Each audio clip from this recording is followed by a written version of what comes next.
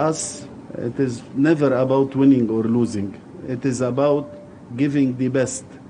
This is what we need from all the teams to show us Friday and Saturday a good tennis and to give the best that they can do. It's of course was my goal at the end of the year to be top 200. Now I'm 205 or something, so it means a lot for me. And my goal also was to play the Grand Slam qualies, which I did now for next year, so I can play Australian Open qualies, which was a really high goal for me.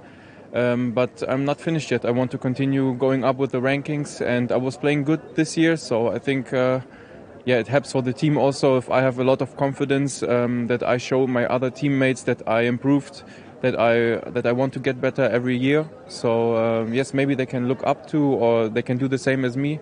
Well, the team is very well prepared. We're very happy to be here. I mean, obviously, coming to Lebanon is beautiful. My grandparents are from Lebanon, so it's especially special for me.